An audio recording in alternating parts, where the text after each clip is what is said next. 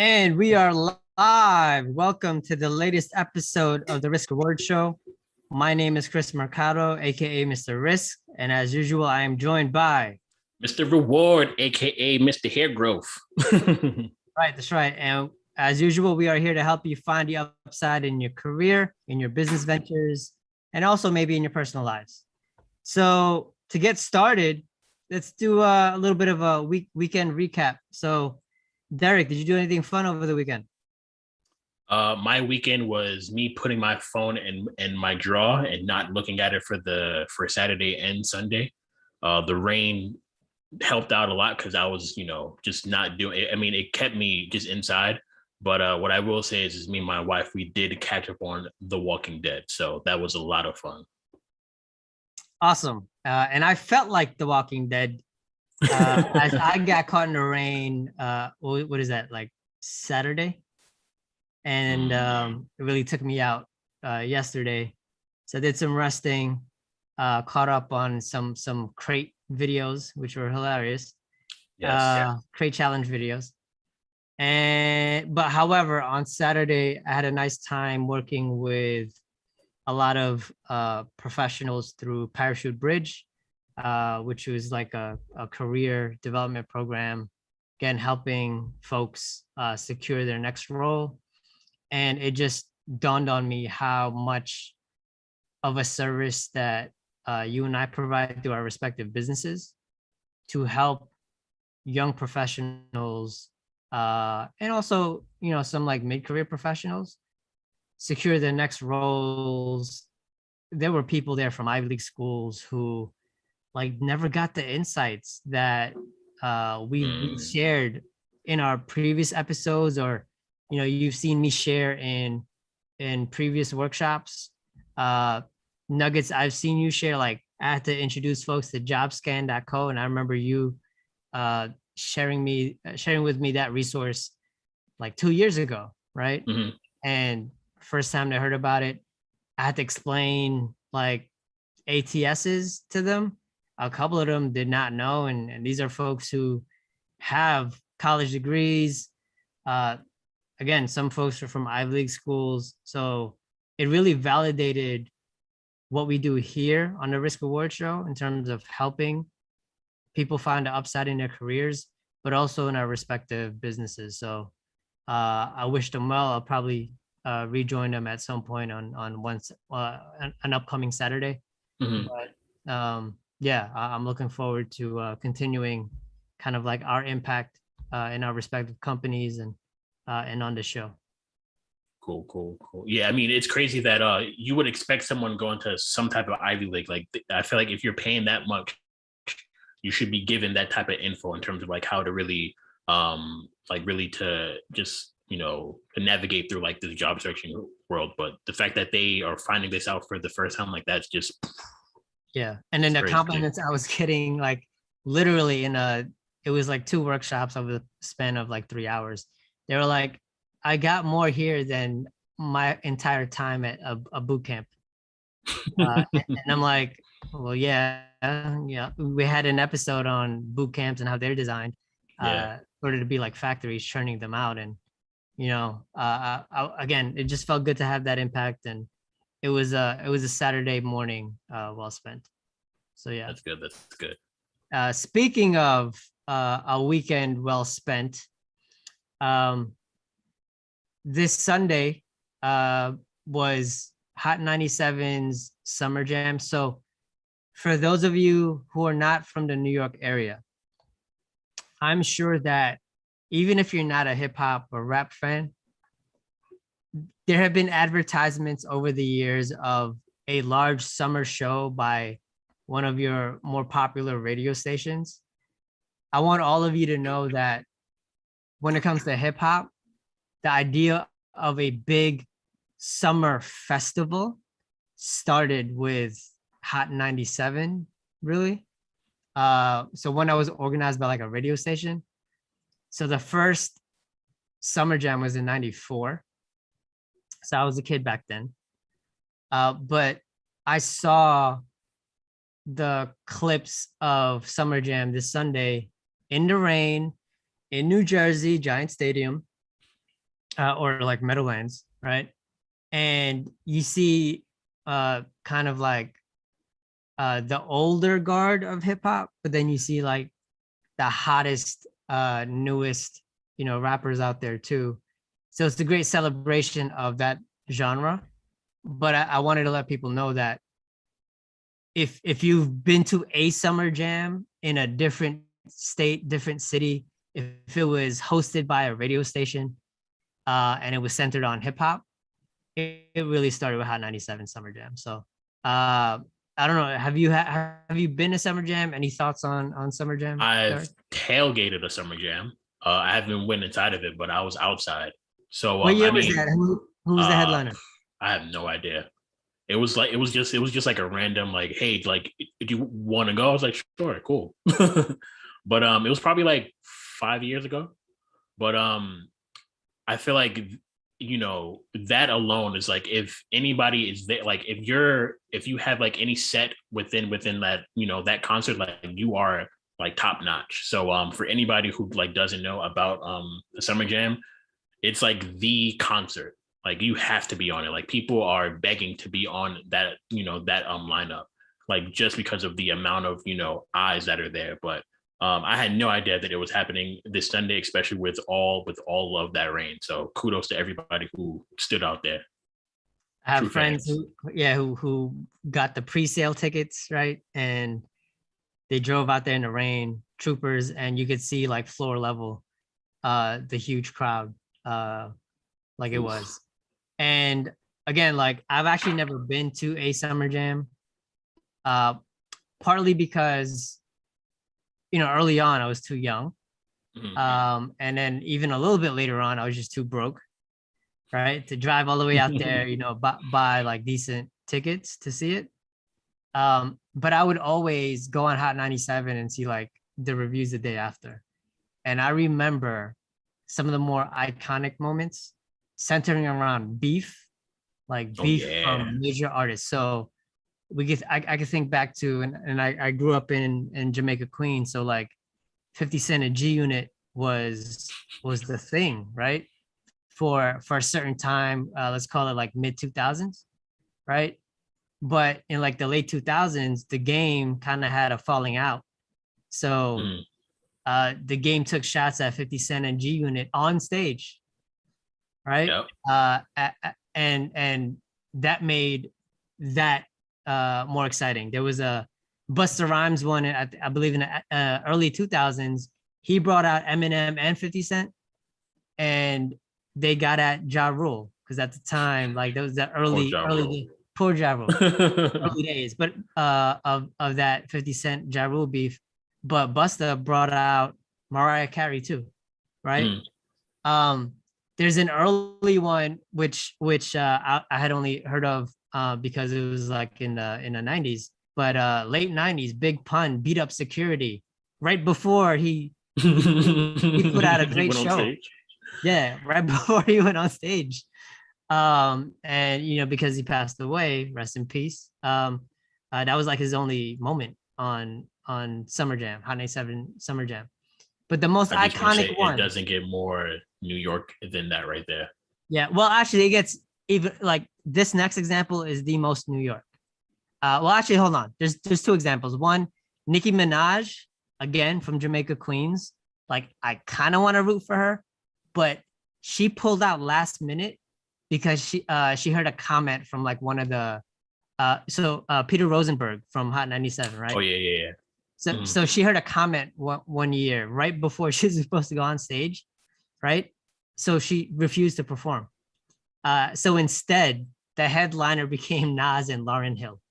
Mm. So that's like an iconic moment, right? Like, we came from Nicki Minaj, but I would argue you got a better show because you got Nas and Lauryn Hill, who Mhm. hadn't been around for a while, closing out the show.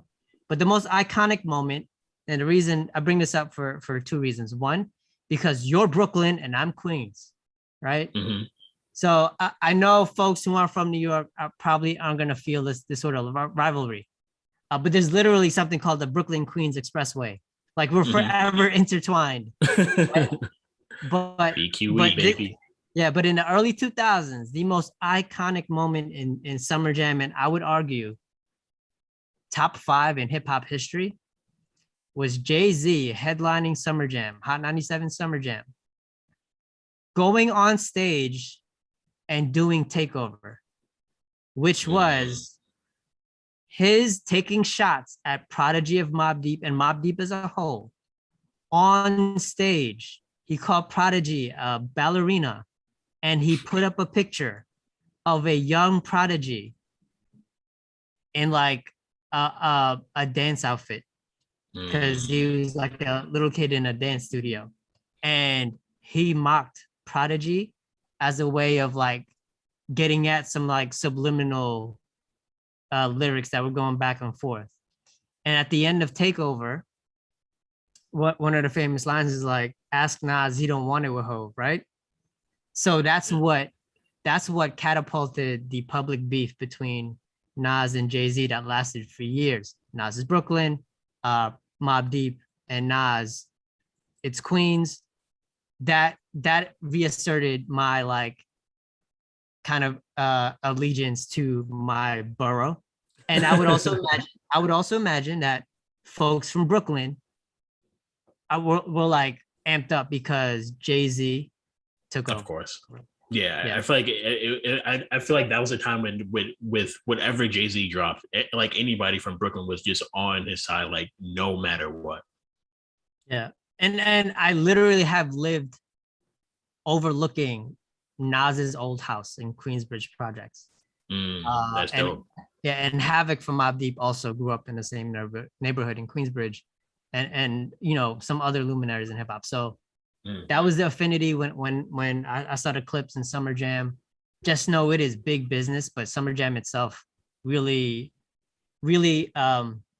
amplified hip hop in its early days. It's in its early like come up days, and I'm talking about like that golden era of the mid 90s.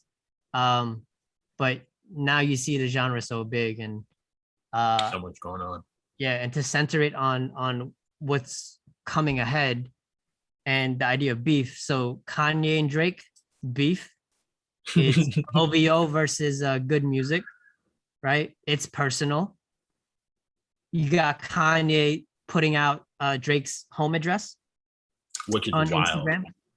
Yeah. However, if you're anywhere near Toronto, you already knew where Drake lived.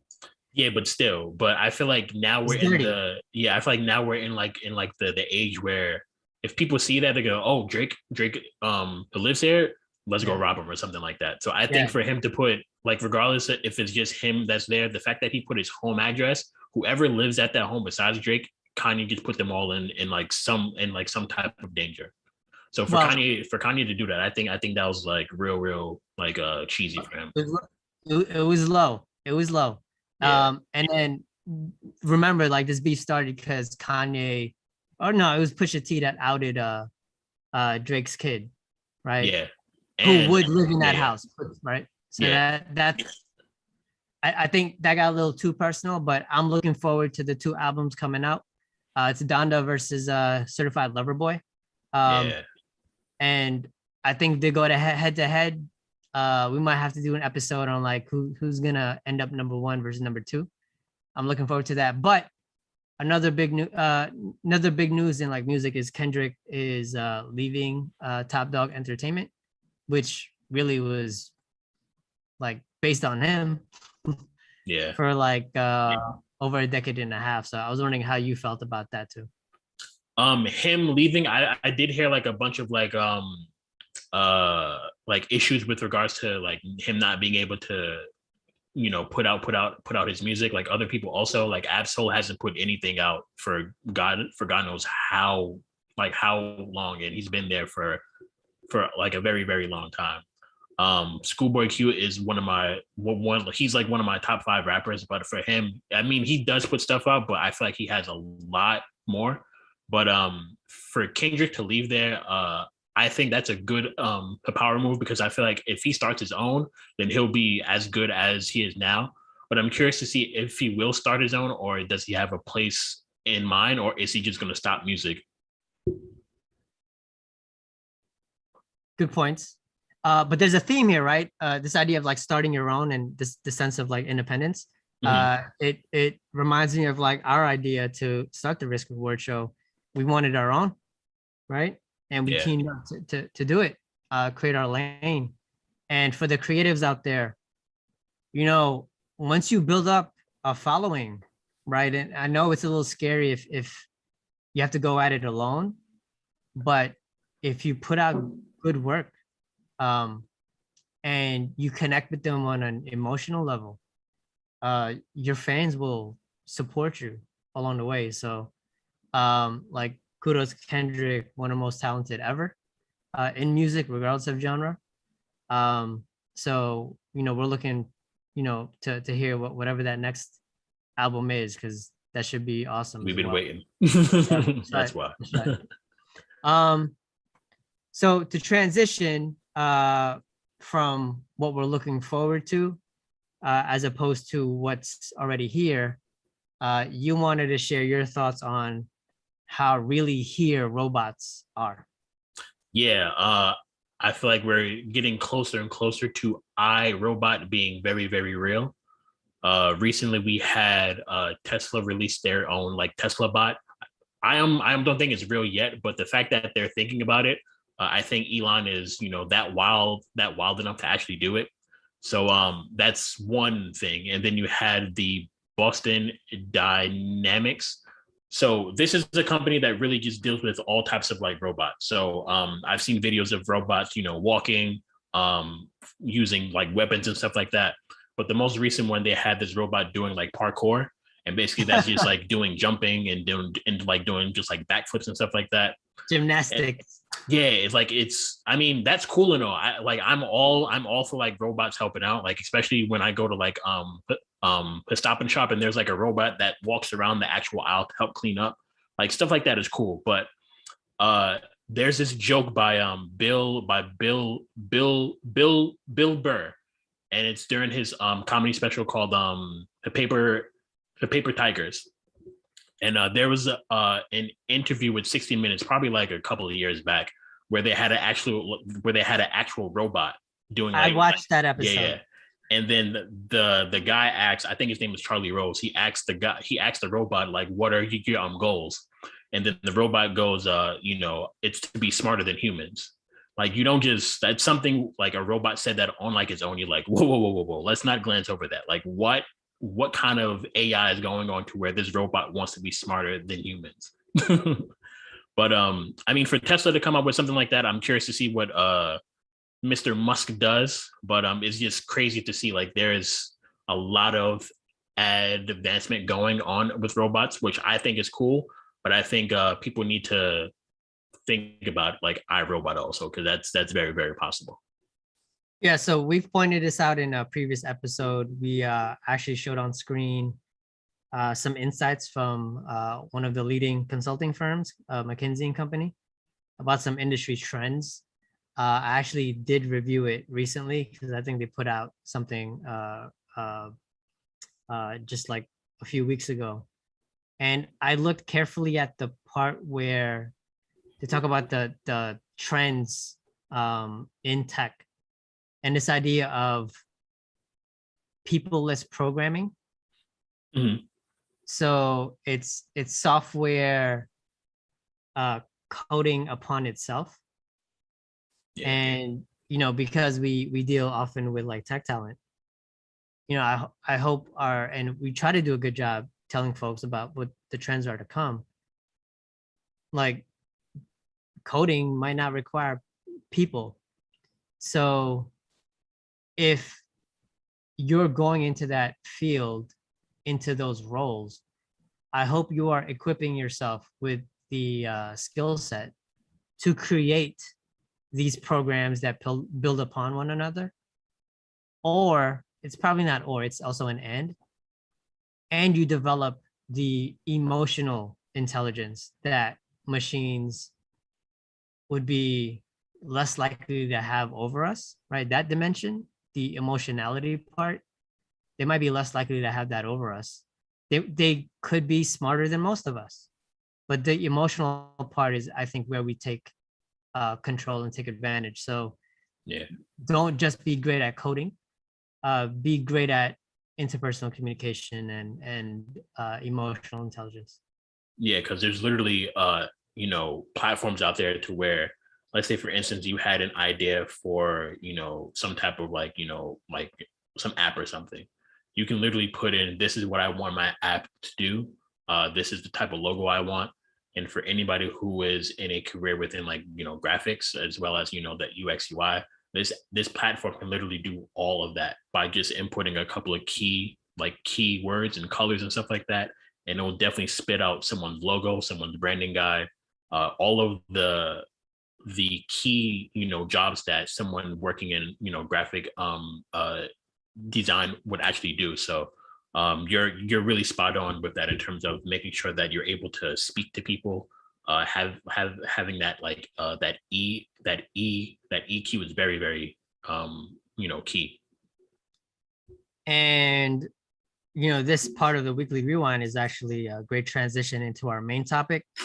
So we are starting a series on effective management, and we're going to start today with building out teams. So when we talk about emotional quotient, this idea of this emotional intelligence, and the concept of sifting through research across various industries from experts and identifying long-term trends that you can ride. I think those are a few of the hallmarks of effective management. And we're going to focus on building out teams because, one, we're both entrepreneurs. We've also worked within teams as managers. So we have various levels of perspectives here. And I wanted to get your insights on behalf of the entire audience on like how do you strategize and go about executing the build out of teams?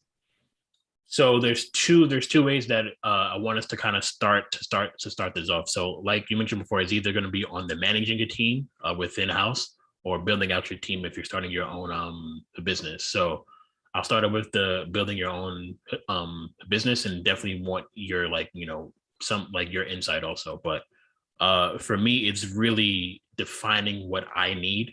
I mean, it may seem like, hey, I need someone to help out, with reaching out to all of the clients that I have and stuff like that. But if you can't, I feel like it comes to a point where you have to see like how much can you actually just like automate, depending on if you need like an actual person.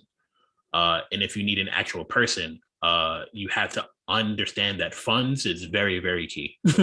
You don't want to, say you need someone to bring on, and then you find out that this person wants like $100,000 salary. You're like, whoa. I don't even make, like, I don't bring in that much profit yet. So, once you can really, find, what exactly you do need in terms of whether you can have some type of platform to help out, whether it be like, a Zapier to help out, really see if, if there's like an actual need for it. But the best thing that I would say is that rather than going for that full-time hire, start with somebody that can work as a freelancer. I think that's like your best bet, because one, you can try them on some type of like 60-day, 90-day basis to kind of get a feel of how they work. For me, especially with a lot of the clients that I work with, I can't really do all of the things that the clients need with regards to building out like their talent pipelines. For instance, there's clients of mine that need to have like a social media presence, just to actually get the word out there. So for me, I mean, I know social media, but I know there's somebody out there that's 10 times smarter than me when it comes to social media. So for that, I will go to websites like Fiverr and just have someone to help out. And I think that's, one, you have to realize that frees up your time to do other things, which is going to be very, very key. But building out your team when you're just starting out, my best advice is to really define what you need, and like start slow, start small. Don't reach for the skies and think you need someone to do XYZ. Eventually that time will come. I feel like now with some of the freelancers that I have now, we've built a good, like they know exactly what type of clients I have, and they know exactly what they need. So it's to the point now where I can say like, hey, we're working with Apple. This is what they need, and like it works very very smoothly. So define what you need and start small. But what's been your experience in terms of like building out your teams, Chris? The same. So defining the needs is one, and starting off small is something that I've done as well. I think I know that building out a team is, from experience, the hardest part of running a business. And there's enough episodes to provide evidence of this. We, me and you, unlike others, we don't glorify entrepreneurship. We admit how hard it is. It is not fun. And it's often not fun, right? And I think in our ability to discuss the challenges of entrepreneurship openly, one of the challenges that most often comes to mind is like finding the optimal point of when you should start hiring. So in the very beginning, you are excited. So you can go one of two ways that I've seen. You either start hiring immediately, right, to build out as quickly as possible because we're told to fail fast, or you do everything yourself for a long time or longer than you should before you get to the point, you know what, I'm driving myself crazy. Now's the time. That's the route that I chose. Part of that was dependent on like how much money you had to start off with. If you have a lot of money to start off with, then it makes sense to hire, fairly quickly. If you don't, then you go through this trying to do it as much on your own. So part of this means identifying your own skill sets, what you're good at, things that you can do quickly, and then identifying where you need work. And then you have to ask yourself, should I invest the time in improving those weaknesses, those weak spots, those areas of growth, those areas of improvement? Or should I just focus on my strengths and hire to make up for those weaknesses that I have in terms of running the business? Those are choices that you have to make, and they're based on trade-offs regarding time and money, because hiring is expensive. Retaining employees is expensive. And also this idea of like the time it takes to manage someone when you just started a business, like that's hard too, because you don't have a full AR department to start off with. So the risks, and as Mr. Risk, it's really about the time it takes and the money it takes. So if you start hiring, you might instantly think, all right, this is going to save me time. But in the very beginning, when you hire, you have to take a lot more time to train them, share with them like your processes and your vision for the company. This doesn't even include the interviewing that went on before you hired them, right? Or the searching online after you've posted a job opening, and then sifting through all of the resumes that come your way. So when you add it all up, and the idea of that, have to manage them as well, you have to decide whether or not it actually is a smart move for you to hire. Or you have these like specialty contractors. Like, I don't have an in-house graphic designer, but I have a rotating group of 3 that I can go to at any time. If one of them is busy, I can ask one of the other 2. Mm-hmm. Yeah, you hit on something very, very key when it came to like that time before that goes, that like that really happened. So going back to the example I gave about with that social media person, like I said, I'm not the social media person. I don't know how to, like, what's the best way to do it, but I really had to think about like a social media plan. in terms of like, hey, this is what, we should be putting out. This is the type of like message that we should, actually say. These are the hashtags that I started to research and see that these are the things that are actually working, that are actually picking up traction. But that alone, to create that social media plan, took me about like a week of me just literally just putting my head down and like really pretending as if I do social media. And that time, of course, it gave me that insight of like how it works. But being able to build up that plan for someone, when they were able to come in, it made things so much smoother. Like there was no like back and forth.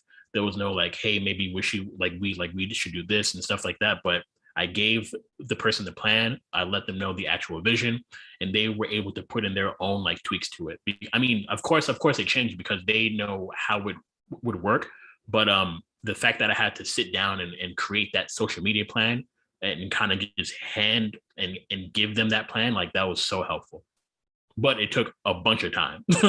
Yes. So I invest so much in the planning. Yeah. And if you plan up front, you've already put in most of the necessary work. So I would say for everyone, part of effective management, planning. Like do not try your best not to wing it, even though circumstances arise where we have to adapt. But if you cover most of what you can anticipate pretty well, you and your team are much better off for it, and you'll have better outcomes. So with the growth of what now works, with Grand Answers being in 8 years, 8 years in business, I would hope that our audience might buy into this idea of like over indexing on planning beforehand. All right, so let's take off our founder hats and go into like to this manager role. But what do you think are some, I mean, when it comes to building a team within like that manager role, what are some risks that you've seen? So building a team within a manager role, within a company, unless you're in a C-suite managing those right under you, chances are you're going to be somewhere in the mid-level, right? You're not entry, but you're not senior leadership. So when you're in that middle, it's difficult because you have to get buy-in from two levels, at least two levels. Mm-hmm. It's the level right above you, and then the folks that you're trying to manage or hire. So the first move would probably be to advocate for your current employees who you manage, and also in building out a team, clearly lay out the need to senior leadership or folks who are above you, the need to hire for certain gaps on your team. So if you make a persuasive case, then you will have the support of your own superiors who are managing you. So then inherently you will have two levels that are supportive of new hires. So the time and effort that it takes to get that buy-in, you're gonna have to put that in if you want that ultimate outcome of someone new on the team that you can manage, but overall will help things run more efficiently and create those outcomes that you want. But that risk is the time and effort. The main risk is that time and effort to get buy-in from both levels. Yeah, I feel like you say it so calmly. But yeah, because it's a stressful idea to navigate, having to talk to your superiors and then speak to the folks that you're managing like, hey, let's all spend more money to build out the team. Don't worry, you still have job security. You're not competing with, whoever the new hire is going to be. Mm-hmm. So you're managing egos as well, budgets. Combine that, it becomes a volatile situation. And again, you said we're going to take off our executive hat, which can be very passionate at times. Mm-hmm. and we're going to put on our manager hat, which again, if you're in the middle level, you sort of have to play it fairly calm. Yeah, I mean, you play it calm, but like deep down, you're just like, but I'll give two examples. Those this client I dealt with in like the past. I was dealing mostly with like their HR person, their hiring manager. It was a very small team, probably like a team of like 8. And they recently received like their Series A funding. I think they received like a couple of million. So initially, when you receive a couple of million, of course, that means like, everything is going well. Probably you're gonna, kind of expand the business with like regards to sales and stuff like that. So they were hiring, salespeople like crazy. We need people to help sales. We need people to, be on the ground and really just like, work with our clients like one-on-one. But the HR, the human resources, as they were growing, they forgot about human resources. So the advice that I gave that person in terms of how do I get that buy-in was basically like, hey, we're getting 10 times more, well, not 10 times more, but we're getting more people in, which means that you're going to have a lot more people to, whether it be training, whether it be just like handling just like benefits and stuff like that. And within, every person is very different when it comes to like their medical, their dental, their vision, whether they have like, life insurance and stuff like that. So it gets very, very specific with each person. And you were managing well with a team of 8. Now you're at a team of 30. Like you need help. And when you're the manager, to get that buy-in, you really have to talk to those people in terms of like, hey, I see that we raised, like X amount of dollars. My team I'm drowning in so much work now because it's only me and I have to worry about, the 30 people when I only had to worry about 7. 7 was, very, very easy for me. I was able to do, help you with this and that. But now my time it has to be more focused on this specific role. So with that being said, I know we've gained, X amount of dollars. What can we do about getting someone to help me? The initial, I feel like the common response is that like, oh, well, but think about it. But in a situation like this, I recommend you be very, very proactive. If they ask like, hey, we need to think about it, you give them all of the info possible. This is when you break down your role and split it into maybe 2 or 3 and say like, hey, if we bring on this person, this is the, what they would be doing.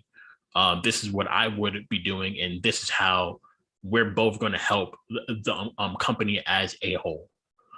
So being very proactive on like why you need someone to help you, but also giving that solution to, like, rather than you thinking or giving them the chance to think of like, oh, like we need someone to help with this and this and that. Like, no, I know exactly where the help is needed. This is where, and now I just have to justify this to you. So 2 quick follow-up points on that, right? So for folks that don't understand, a company that's in like Series A and got a couple million funding, they can't sit on that. They have to spend that money. They have to spend that money wisely. Yeah. Right. Because they're starting in that growth phase. Like a venture capitalist isn't paying you, isn't investing that much money in you for you to like just hold on to it. No, they're doing it to entice you to grow. And one of those like instant moves that happens when you get that kind of money is to start hiring, so that you can deliver the overall growth for the company. And the other part is, I want our audience to think about their resumes. If on your resume you have something like you started off managing 7, but you help stimulate growth of the company where you now manage a team of 30, that's sexy on the resume. Make sure you include that on your resume if you are at that point where you are managing a decent number of folks. Even if it was just managing a team of 6, make sure that's on your resume, bullet points.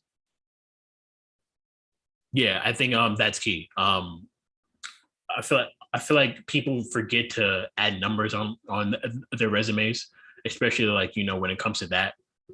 If I'm a hiring manager from like, you know, another company and I see that you went from managing from 7 to 30, I'm like, whoa, like that's a big jump.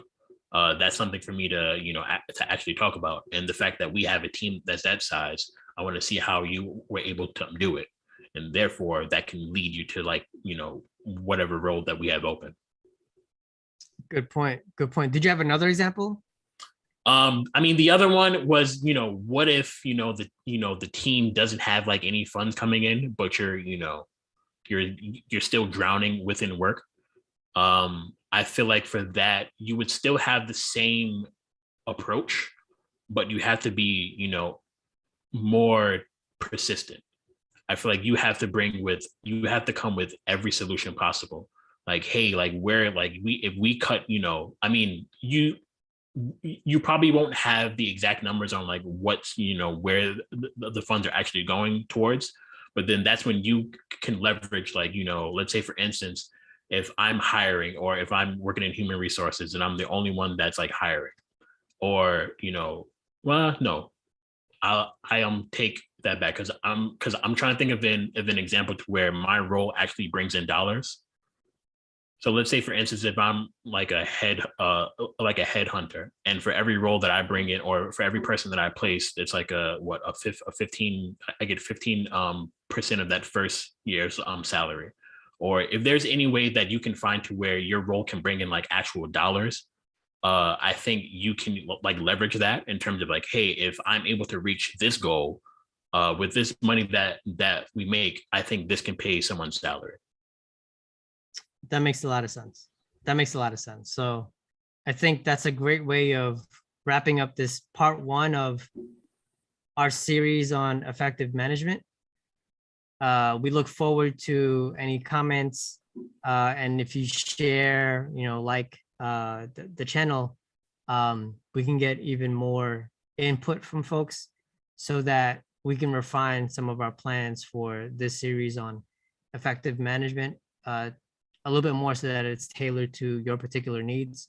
But I think we covered a lot, whether or not someone's running a business or is in mid-level management. I think there's enough reminders here or enough tips to really help with building out teams going forward. So that brings us to our last segment, our right move right now. And in line with my right move right now for the past 3 weeks, I am telling everyone to prepare for September and October volatility. I'm not trying to hear anybody in our audience, you know, say that, oh my God, the stock market just like dipped 5-10% out of nowhere. It didn't come out of nowhere. There's a lot of people out there that are advising folks. What I'm just saying is just keep an eye out. Again, you know, we're not financial advisors here. But what we do is we tell you how we are managing our own money. And with the nice gains that the overall market had today, if you were long stocks, like you had fun today.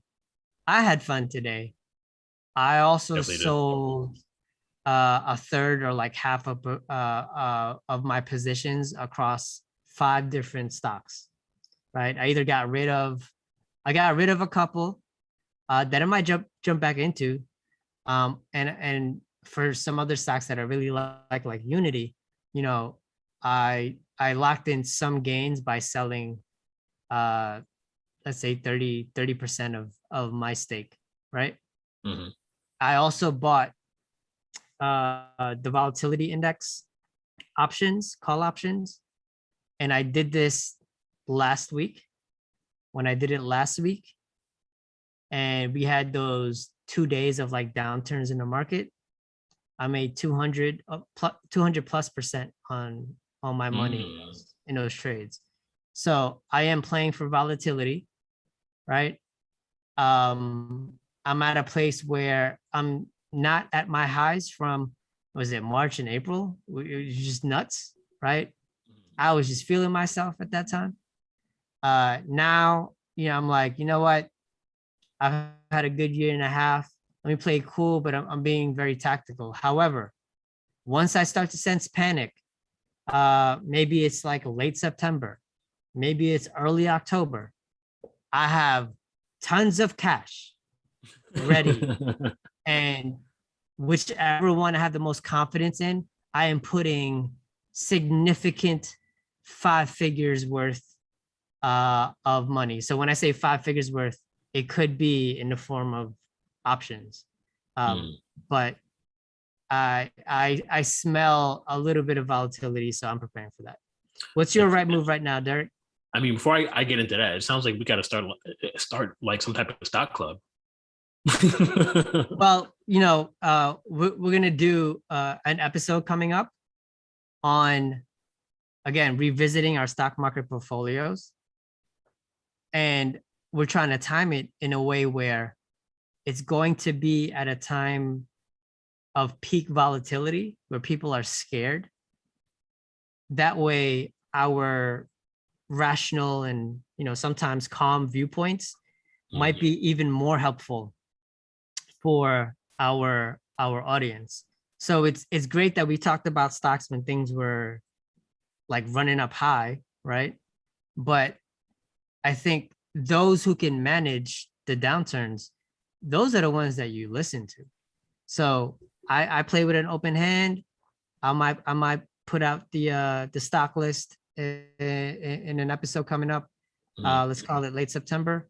But I'm looking forward to that. Once we get past this effective management series, there's gonna be a money management series where we can talk about the emotionality and like behavioral economics, like how our emotions affect how we behave, even though rationally, like we shouldn't behave that way. We got that lined up, audience. So please follow, like, share, subscribe so we can help as many people as possible. Yeah, I feel like that kind of ties into what my right move right now is. Basically not being afraid to talk about money. I feel like a lot of people, exactly with what you said, there's a lot of feelings attached to it, but it really comes from a place of just knowledge. There was this TikTok that someone sent me, I want to say probably on Thursday or Friday, but basically what it was saying is that some kid, he was probably like 5, and then he asked his mom like, hey mom, like how much does like the house we live in cost? She was like, oh, like don't worry about it, the house is made of love or something like that. And then he goes on again, and he acts like his father, like, hey, pop, like how much do you make? Oh, don't like worry about that. And then he asks again, like how much our bills, like how much do these bills cost and stuff like that.